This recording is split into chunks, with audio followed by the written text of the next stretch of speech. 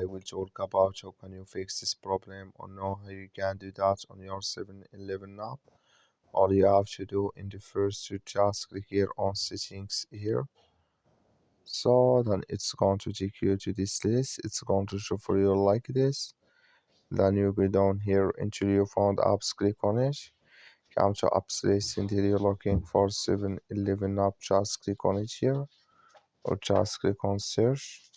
At here 7-Eleven, it's going to show for you like this, click on it.